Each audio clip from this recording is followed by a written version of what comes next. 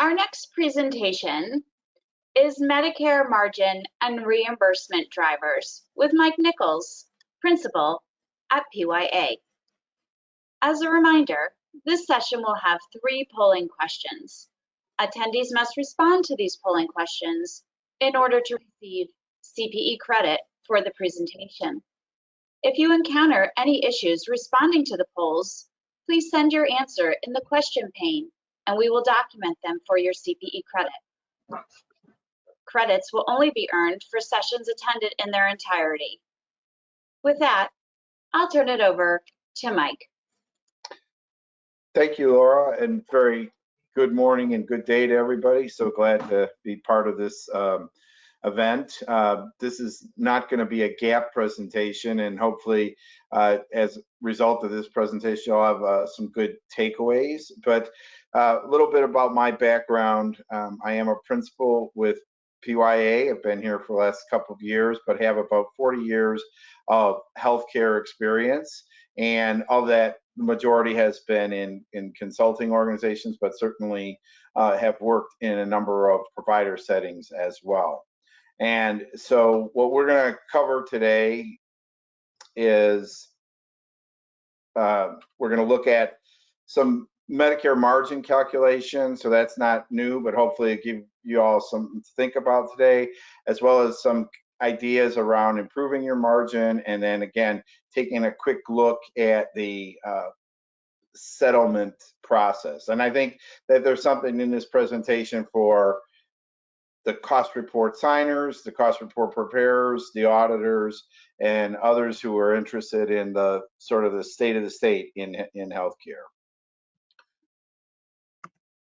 So in its simplest form, margin analysis is basically we're going to measure, how does our reimbursement compare to our costs? And of course, if we have reimbursement greater than cost, it's a positive margin. It's a good thing, probably a little rare. Reimbursement is less than cost. That's obviously the typical situation. And so when we have Medicare, sometimes our hospital's largest payer paying less than their share of costs, it questions the long-term sustainability of the organization. So really what we're doing here in this margin calculation, I'm going to show you in a second, is looking at the Medicare cost report. We can derive a lot of information about our state of the state, if you will, on a year-over-year basis. What we come up with through the Medicare margin analysis calculation is going to be different than what you show in your financial statements, because the way the cost is determined and certainly allocated to Medicare, all of which could be day-long programs in and of themselves. And sometimes organizations will modify the calculation to make it look more representative of their management cost finding process. Hopefully that all those answers do come out to be directionally aligned. So there's a couple ways to look at this. How does charges and net revenue compare? So again, charges is gross facility charges attributable to a particular payer, and net revenue is the reimbursement or what we actually get paid. In a perfect world, charges and net revenue would be perfect and awesome. It doesn't happen frequently. The typical situation is that our charges are much greater than our net revenue, and the difference, of course, falls out as contractual allowance. If we're valuing our receivables, of course, we have to account for that contractual allowance in what we're ultimately going to be able to collect from those payers. There are certain situations where you could have the charges actually less than net reimbursement. It does happen. It oftentimes happens at the individual case level, or it might happen when an organization considers all its supplemental payments and other revenue streams and somehow attempts to match that up with the actual patient care activity. A lot of this does depend on the organization's pricing strategy and contracting, which of course now has a new meaning given some of the disclosure requirements that hospitals and other entities are faced with. Now, we also look at our net revenue and we compare it to our cost. And again, we can have net revenue equal costs. Of course, if we think about critical access hospitals or certain cost-based components in Medicare, such as organ acquisition, it's not usually the case because, again, how the costs are going to be allocated. We do have some situations where we do get more revenue than the cost of providing that care. That typically occurs in situations when we consider some of the special payments that we might get from Medicare, such as disproportionate share, uncompensated care, indirect medical education, etc. What typically happens, though, is, and I'll use the term deficit or shortfall, the amount that we receive from payers, particularly Medicare, is less than the cost of providing the care. That's somewhat intentional. The reason we have all the prospective payment systems is so that Medicare can manage its costs, and by paying out less than the cost of actually providing the care based on Medicare principles of reimbursement, it does result in them saving money and thus contributing to the long-term viability of the Medicare program. And just as we're going to look at our margin calculation here in a second, so does Medicare in terms of establishing its rates and actuarially determining amounts that it will need to fund the program going forward. So in the margin analysis that we're going to look at, we're going to show that comparison of charges to reimbursement, and then of course that's going to provide our yield calculation, and we'll just see, again, this is going to be a year-over-year look. When I use the margin analysis, I can use it as a reviewing tool. I want to look at things years over years. It's a great storyboard for senior executives to have in order to present to governance and others. Can be used for, a form of advocacy with senators and representatives and others. But here's the thing. Medicare is not new. It's not going anywhere. And we need to, be mindful of where we are. As I said at the outset, if Medicare is our largest payer, understanding the contribution that largest payer makes to our overall cost process can help us make decisions to establish our long-term viability. Also, you can do margin analysis calculations on your competitive hospitals to see if you have certain competitive information. As I'll say again at the end, it's important to note that the Medicare cost report is a very publicly available tool. And if you're not looking at your competitors' cost reports, they most likely are looking at yours. So without further ado, I'm pleased to introduce my friend, the margin template.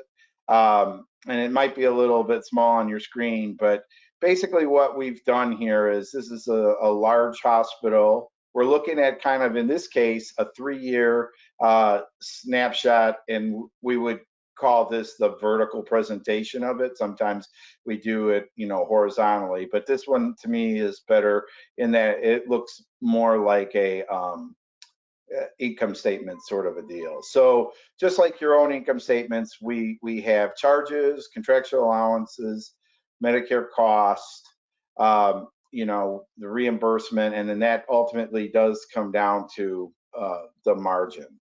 So for this hospital, they have inpatient, outpatient, organ acquisition, and 2 sub-providers. And you could see here, just based on very high level look, that their reimbursement is well below the cost of providing the care, and certainly even more well below the charges. Now, again, these particular fiscal years were chosen for a very specific reason. For this hospital, 6/30/19 was all pre-COVID. And then we have 20 and 21, where of course they would have been impacted by COVID. And you can see quite clearly that COVID did have a very big impact on their margin on a year-over-year basis. Luckily for them in 21, They started to recover. Some of that has to do with positive increases in rate adjustments, but more importantly, some of it has to do with surgical volumes and outpatient volumes coming back, in terms of not being there for all of 20. And so, I think it's kind of an interesting look. Now, just a couple more points on this without getting into each of the numbers. This is all derived from the Medicare cost report. So we didn't have to go outside and look at other documentation. And again, the benefit of this is you could look at this for any other hospital. So, and to remind, when we're talking about the Medicare cost, this is the cost as determined through the Medicare cost report. So that means we've taken our total costs, we've reduced them down to Medicare allowable costs, we've taken those allowable costs and allocated them to all the various revenue producing departments, and through the process of cost apportionment, we determine Medicare's share of that. So obviously for a PPS hospital, there's going to be quite a disparity between that cost and reimbursement, and as I mentioned before, charges. If we were to look at this for a critical access hospital, obviously there would be a better relationship, certainly, to that. Within the Medicare margin section of this, just a couple of things to point out. When we look at, the inpatient acute, that's obviously comparing that cost to the DRGs and outlier payments. We show the medical education separately, the direct medical education separately, because again, that's a separate revenue stream, which we will highlight a little bit later on. For this hospital with significant teaching program, their inpatient acute reimbursement is including the indirect medical education.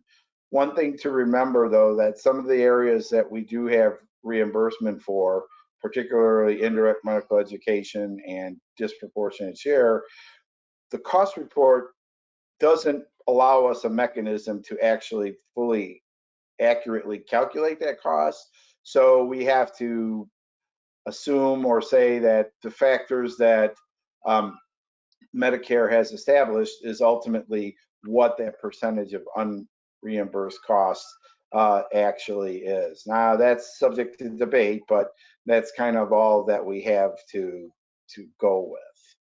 Now, this is a big complex hospital, which is very heavily, focused on inpatient activity, but they do have a significant amount of outpatient. So what I want to do is I want to take a second and drill down much more into the outpatient aspect of this.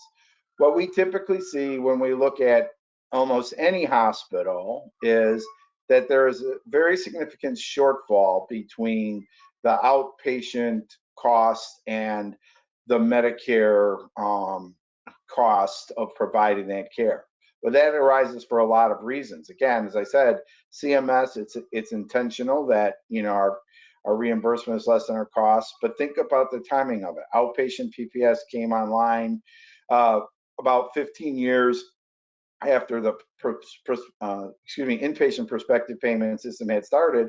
So CMS had a lot of data to study about how things work, and then could use that to define the various APCs and the rate structure that does go into that. So when we looked at the hospital's overall margin, you could see, again, by focusing in on the outpatient side, how much of that is really influenced by the outpatient calculations. In other words, all of the other inpatient things somehow, almost exactly line up with the cost of providing those services. But yet at the end of the day, the hospital's overall margin is driven a lot by this outpatient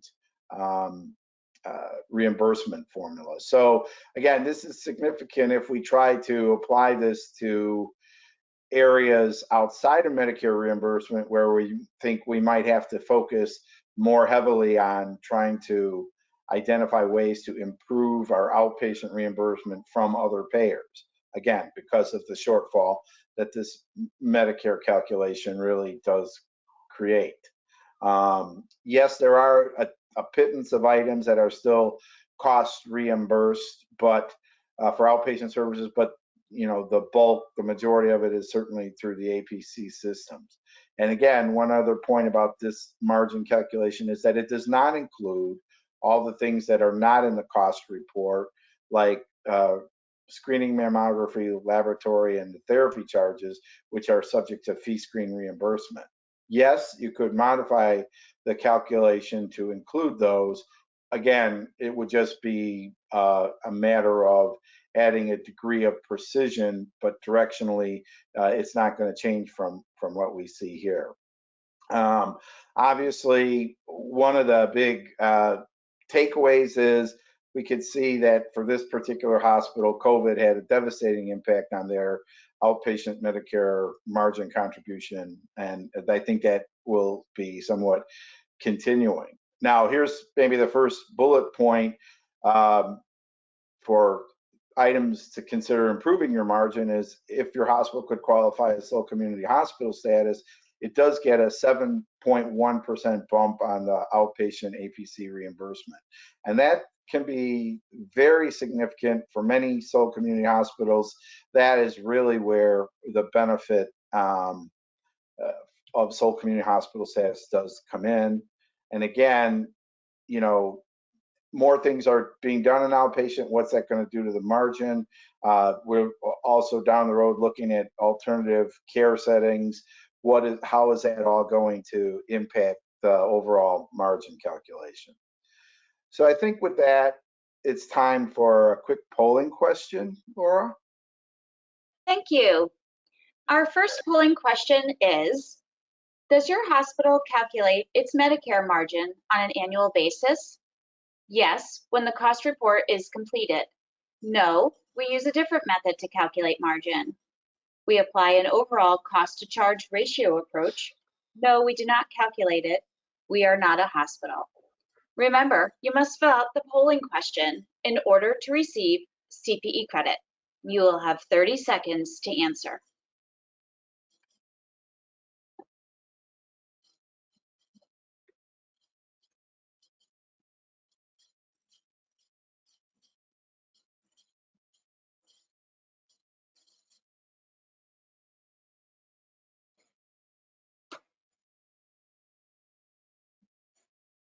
Thank you for participating in our poll.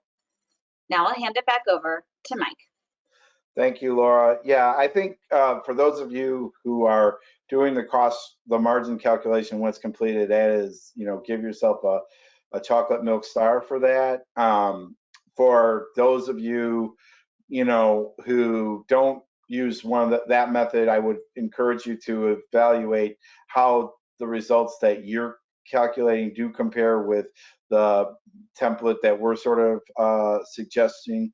For those of you who are not calculating it, I would encourage you, even if you don't use the method that we've outlined, that you do come up with a method of calculating it, because ultimately it tells there's a great story. For those of you who are not hospitals, you're lucky you don't have to deal with Medicare margin calculations. So now I want to just take a quick run through some of the payment systems and really not get too granular on this. But again, the focus of this presentation is things that we can do to maybe improve our margin, or things that we really need to be aware of as it relates to the margin calculation. So when we focus on inpatient PPS, obviously what we're getting on our claims-based payment is the base DRG, outliers, indirect medical education, the DISH payments, the payment reform adjustments, and during certain periods of time, sequestration. Yes, our good friend sequestration is coming back, and it will be back at full strength next year. Outside of that, so that's really directly tied almost in every case to a specific patient encounter.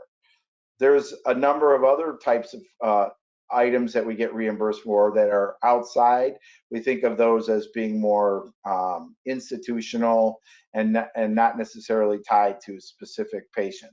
That's of course the direct medical education, nursing and allied health, and organ transplant, because remember there we're capturing the pre-acquisition costs, and Medicare shares in its part of that using a formula. And then of course bad debts, and those are all outside of the payment process because we really don't know what those are going to look like until the cost report is completed. This is just a highlight, and again, for PPS hospitals, this is just a highlight that there's 8 different ways that you can get paid in any given federal fiscal year.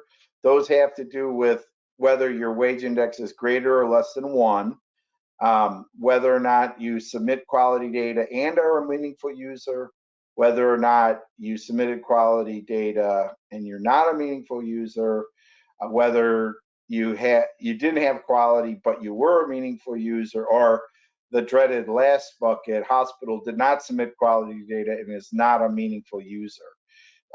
You can see very drastically that there's, a couple percent haircuts for each of those things, kind of almost like penalties. And the split between the wage index greater than 1 and less than 1 is so that for those hospitals with wage index less than 1, they're not as harmed by the lower wage index, because the split of how much of their total payment is labor adjusted is different.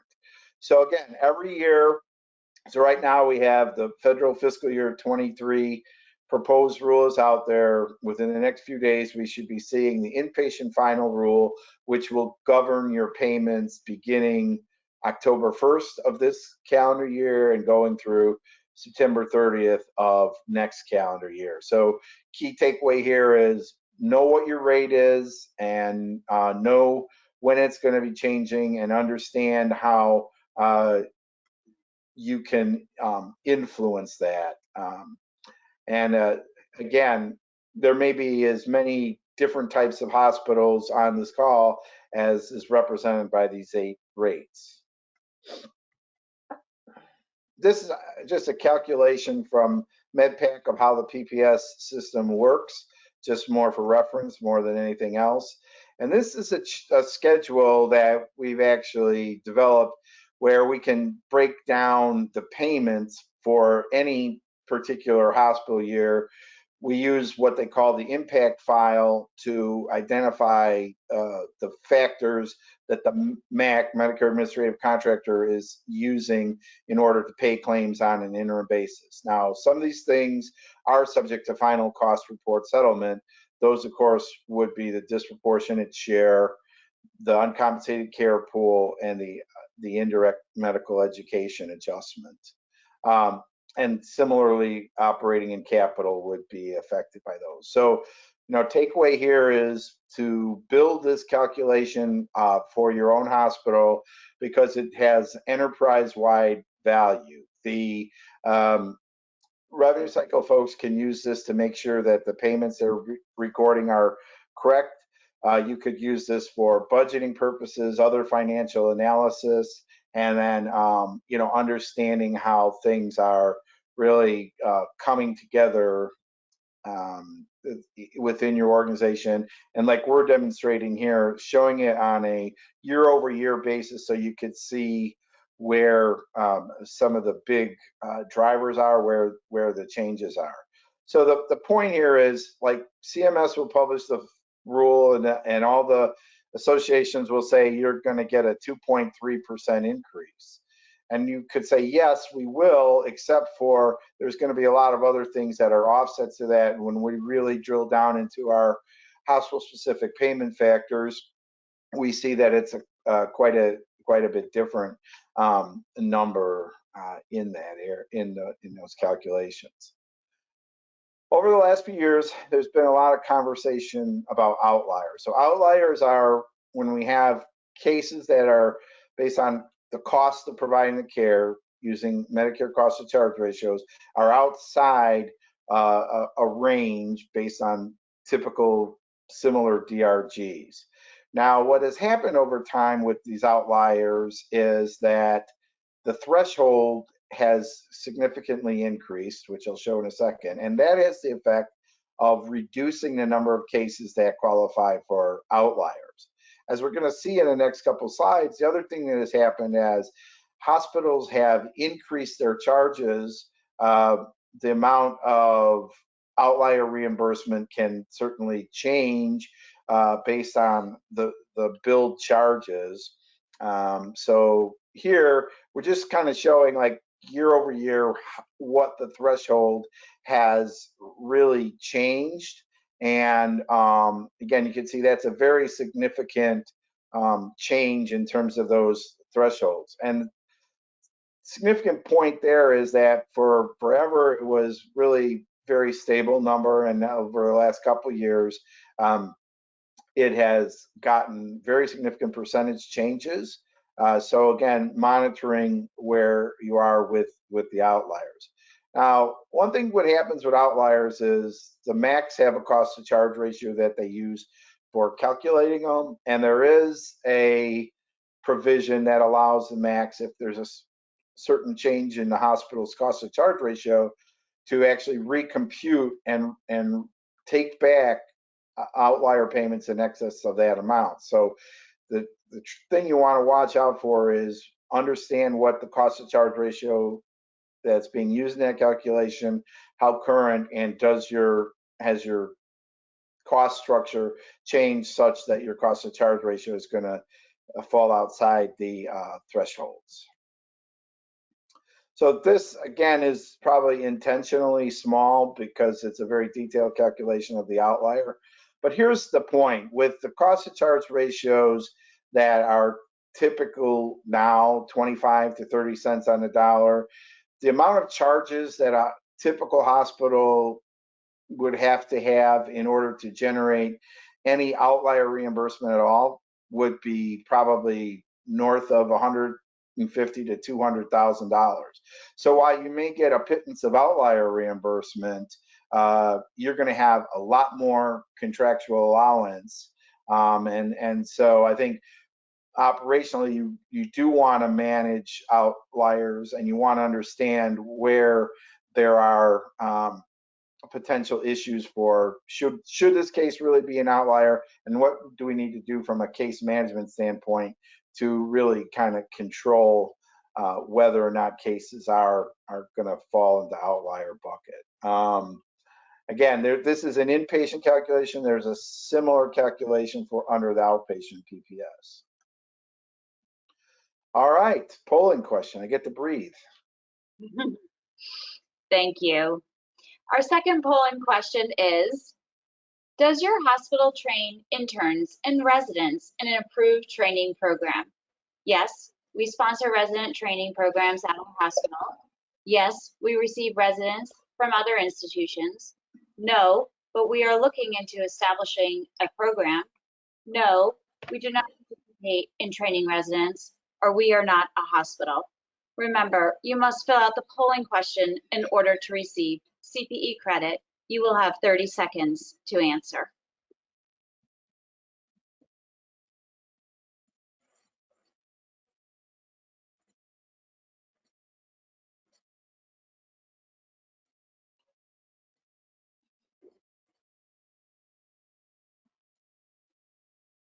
Thank you for participating in our poll. Now I'll hand it back over to Mike. Thank you, Laura. Yeah, so this is actually surprising. I think it's great to see that many hospitals represented here with teaching programs. I think what we're going to show over the next few slides is kind of looking at the two different payment streams.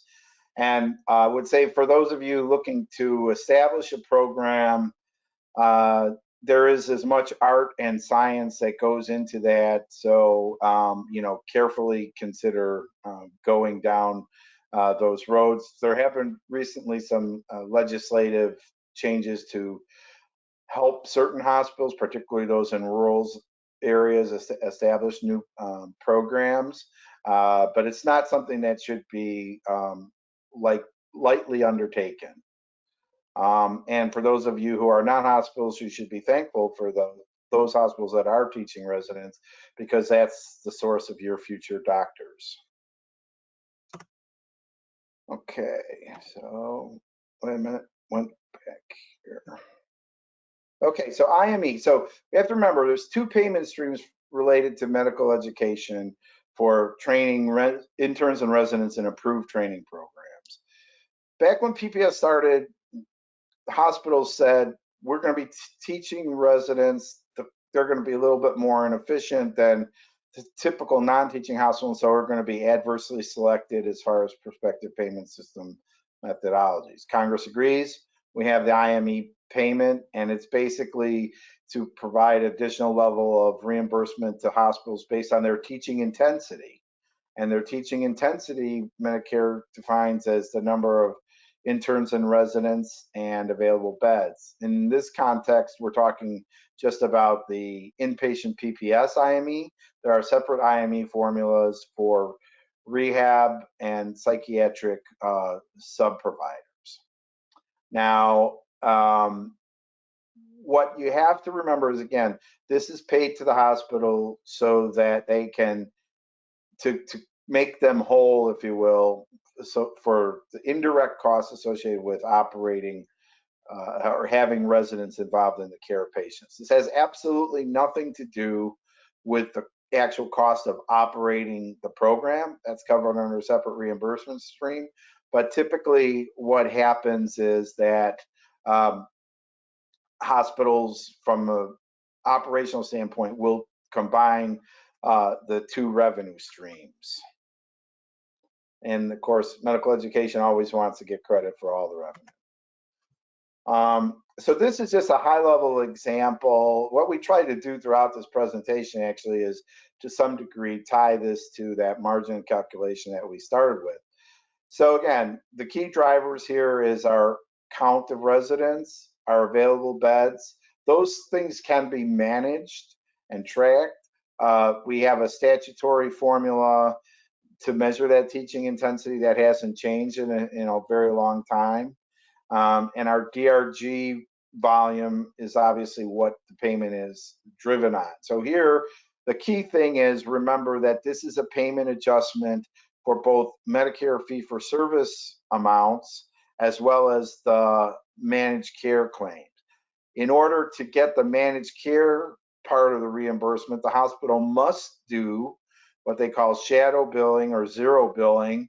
These are claims that show up on the 118 PSR. This is designed, so after the managed care entity adjudicates the claim according to its payment formula and your contract with them, we then in turn rebill it to Medicare. The Medicare administrative contractor processes this payment. And again, they're going to pay you an interim amount, which would be subject to final cost report settlement. The final cost report settlement is a function of the actual count of residents that do get included in the cost report, as well as the available beds. So to manage your IME payment stream, again, you want to work closely with the medical education office to understand where all the residents are. You may be training residents well in excess of the cap or allowable amount, so you need to understand where those differences are coming from. The available beds, it would be beneficial to have a bed availability program to track specific changes, and when, based on the regulations, it's appropriate to exclude beds, that they are excluded. And this is an area where, when Medicare auditors audit the medical education programs, this is an area that they do focus on. So if you're thinking about the structure of this, I'm trying to go through this kind of in the order of the cost report. So naturally, I might have talked about direct medical education here, but rather I want to go through the way the cost report looks. So DISH, here I'm talking about the 25% of our, what we call empirically justified DISH. This is based on our low-income Medicare beneficiaries as measured by our SSI percentage, and our Medicaid beneficiaries as measured by Medicaid patient days. The sum of those two things has to be greater than 15% for hospitals to get any disproportionate share reimbursement. And again, just like the IME, the original intention of DISH was to compensate hospitals with the presumption that many patients with low income or limited resources would be coming to the hospital without good pre-hospital care, so they would be more costly to treat. And this has gone on, and we'll show in a second. I mean, DISH has been around forever. In 2014, they changed how that's being paid going forward. DISH has been probably one of the most highly litigated areas of the entire cost report, because we get into a lot of these discussions about eligible versus entitled, and how do we count various, managed care days and different things like that. Takeaway here is understand your process for capturing all those days, review the published data to make sure that it's consistent with your expectations, and where possible, if necessary, look at doing a redetermination of your SSI percentage, because all that is going to go into the calculation. Again, this is an add-on to the DRG amount, but only for the Medicare fee-for-service patients. So that means it's not in your MCO payments, but you can contract with the managed care organization to include some elements of the traditional or empirically justified DISH calculation. There is also a similar payment for rehab hospitals called the low income percentage, but it is slightly different formula. There is no such add-on for psychiatric services. And again, this one is final settled through the cost report.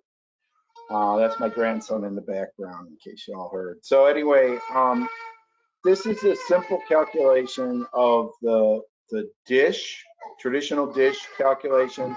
As I mentioned, it's a function of our Medicaid days, both traditional as well as managed Medicaid, which is significant because we do have more activity coming out of the managed Medicaid side as we do managed Medicare.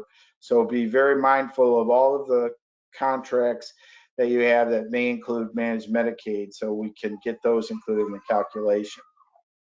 And then our total patient days, this is total patient days in the acute part of the facility. So it excludes the psych and rehab and skilled nursing facility. The SSI percentage, as I said, is published. So again, this hospital qualifies as what they call a super DISH hospital, because their DISH percentage is greater than 20.2. So they get basically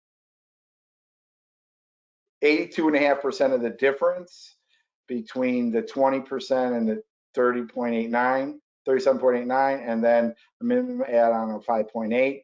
But again, now that is actually reduced down to 25% of that number. So really, their add-on is only 5.12%, whereas in the past, pre-2014, it would have been the full 20%. So again, paying attention to your Medicaid days, and SSI percentage is going to be key to success with this. Also, the other thing is your DISH percentage here is what goes into the eligibility for 340B purposes. So you want to be very mindful of what that percentage is and keep it above 11.75, or if you're a sole community hospital, 8% add-on. The next one is uncompensated care payments. This is a flat amount per discharge established in the Affordable Care Act, and it's basically to compensate hospitals for costs associated with patients for which they don't otherwise receive payments. Oftentimes, this is combined with the DISH, and people say DISH and uncompensated care together. I like to think of these things as entirely separate, because first of all, the DISH formula is very specific and applied as a DRG add-on. This one is a formulaic where a pool of money is distributed to the hospitals um, in accordance with, CMS determines the available funds, CMS determines the percentage of uninsured, and CMS determines distribution. It's paid through the Medicare cost report as a, flat amount per discharge. It is cost report settled. Its only connection actually to any Medicare payment is that in order for a hospital to receive this payment, it has to qualify, it has to have the minimum 15% threshold. To me, this is somewhat of a black box calculation because we really don't have a good handle or understanding of the percentage of the uninsured, and CMS provides all that information. It's not readily determinable like other payment factors that we might have. We might know what our percentage of uncompensated care costs is. We don't know relative to everybody else. And so it's kind of difficult to determine what that's going to look like.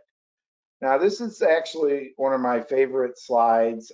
This is showing since we started the uncompensated care pool demonstration or project, what we thought that, the dish pool would have been. So $144 billion, 75% of that number is $108 billion. What has actually been paid out in terms of UCC dollars is only 74 billion. So we have now $34 billion cumulative shortfall.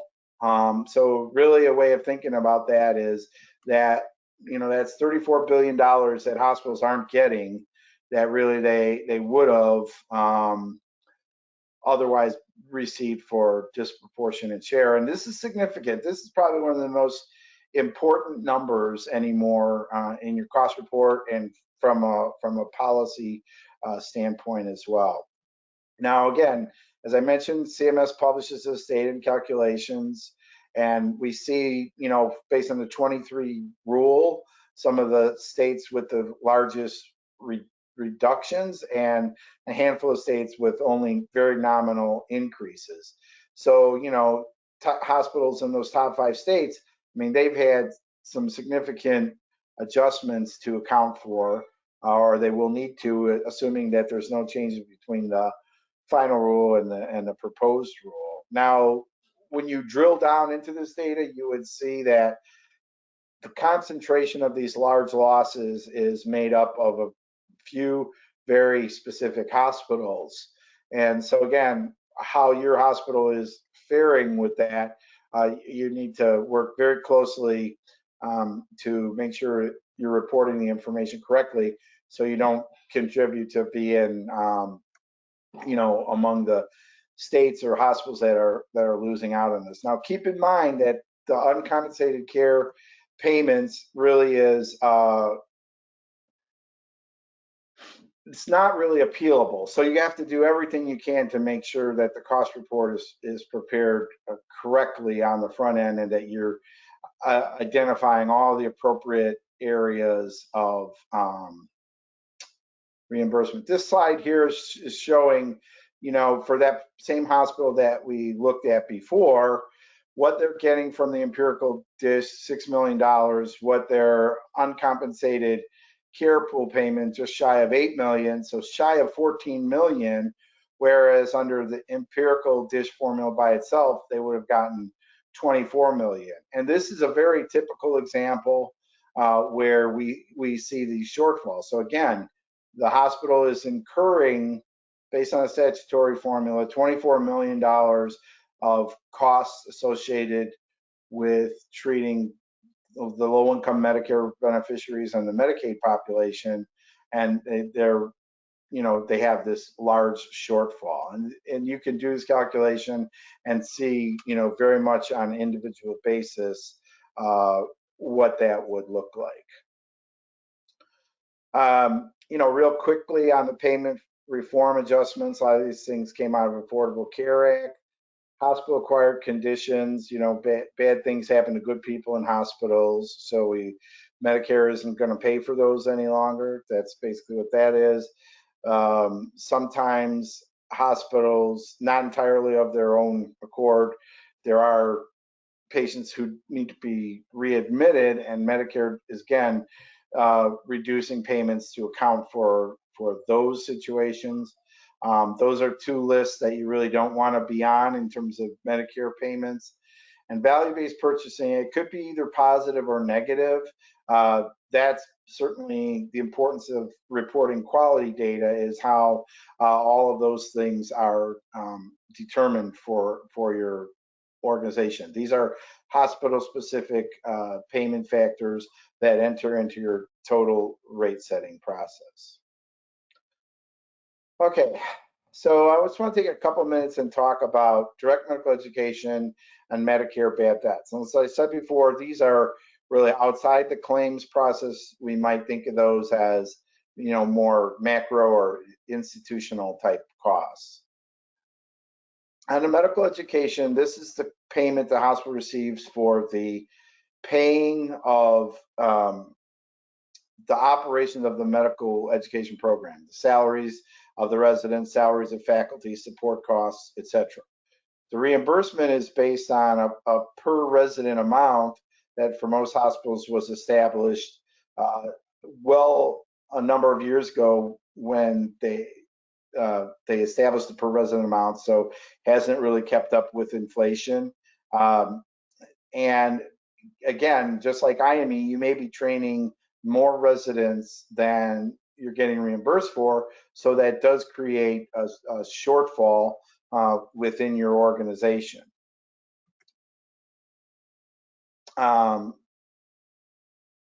When we come up with our per resident amount, we basically are going to multiply it by our Medicare load factor, which is basically inpatient days divided by total inpatient days, and that's acute psych and rehab. But SNF and nursery are excluded. And then, you know, once you have a program established, Medicare will pay this on a biweekly basis, and then it will be final cost settled. This is just a real quick calculation of the payment formula. Again, what we can control is our count of residents that are using the calculation, and make sure that the information on the per resident amount is correct. And again, this one is a payment that is an add-on that is for both fee-for-service as well as managed care. So it's important that the hospital actually complete the shadow billing process to capture all of those Medicare Advantage days. And we go through and you know, basically that's the reimbursement. And I think if you go back to the margin analysis, you'll see that their cost of operating this program is significantly greater than this $17 million of reimbursement that we're seeing here. Medicare bad debts, again, this has been around forever, ever since the start of the program.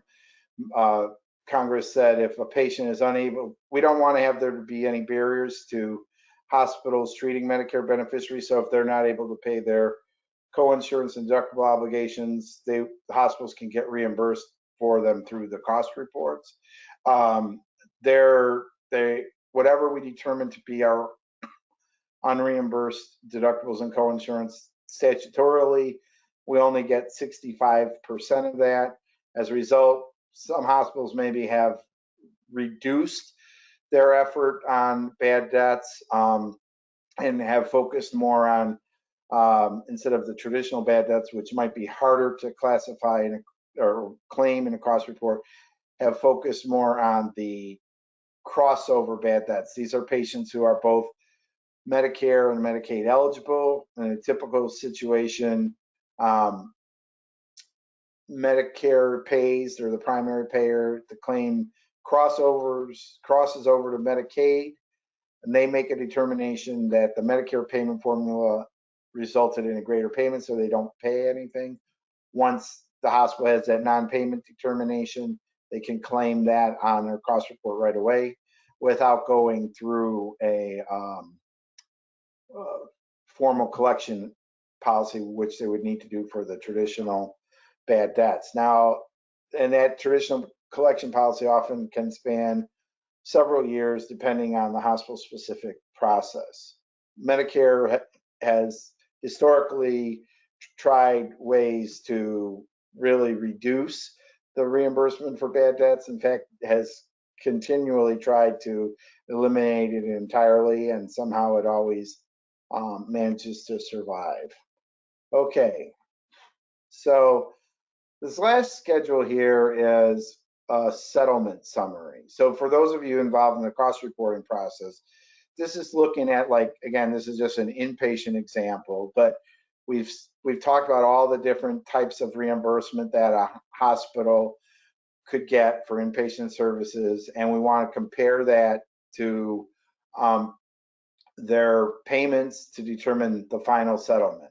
This particular hospital happens to be a PIP hospital, periodic interim payments. So they're getting level payments for a lot of the stuff, but just like all hospitals, separate payments where applicable for medical education and bad debts, etc. And so we go through this calculation of the settlement, and this is a very valuable tool because, you know, it's a good snapshot of, okay, this is what really the cost report is doing, and you can use this to really understand where your settlement is coming from. This is just an inpatient example, but you would have similar calculations for your outpatient and your rehab and psych components as well. Again, from a operational standpoint, understanding what the settlement looks like and updating the rates so that you don't have large settlement swings on a quarterly or yearly basis is a beneficial strategy for our operations. Last things real quick. So G series, you know, the G series is oftentimes why publicly available cost reports are obtained. People want to get the information in order to do various analyses.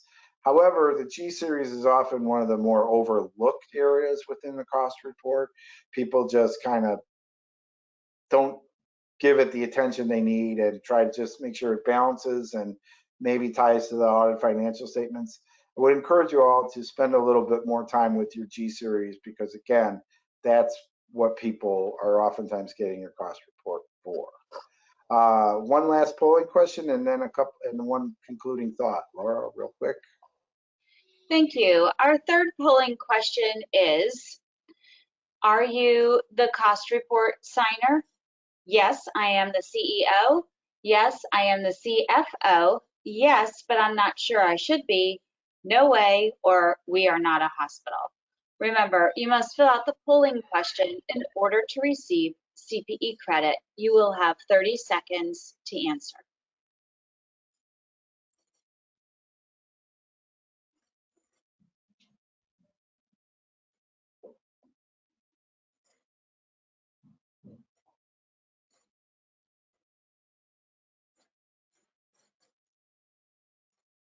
Thank you for participating in our poll. Now, Mike, back to you. Thank you. Okay, so maybe the smart people on this call are the people who answered no way. I don't know. I think those signers, just the main thing I want you to understand from this presentation and what I'm about to show you is it's very important that you understand what is in a cost report and what you're signing. And hopefully I've given you some tools, things to look at, questions to ask your preparers and reviewers to understand that they have, you know, addressed the issues that might be causing you concern. Why do we care? Because at the end of the day, you have to sign a certification that says, you know, among other things, you understand what you're signing, that it cost reports prepared from the books and records of the hospital, and that you're familiar with the regulations. That's a heady piece of signing there. So therefore, may be appropriate for you to consider to have some level of independent review prior to signing the report. Now, what that does is obviously creates a little extra pressure on the timing. Accountants are historically very much deadline driven.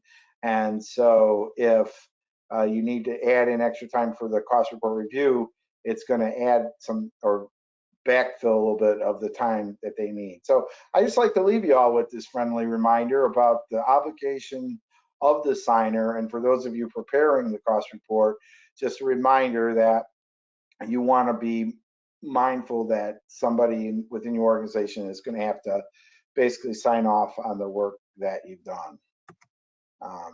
So I'd like to close by thanking my colleague Casey Wilburn, who helped me pull a lot of this information together. And I'd also like to thank Ken McCosh, not pictured here, who's kind of helped pull this together and provided some QA for some of the materials I provided today. So with that, I thank you very much for your time and wish you a great day. Thank you, Mike. Now we will take a short break before Catherine Good presents COVID-19 and single audits, part 1. We will be back in 15 minutes at 1:15 p.m. Eastern. See you then.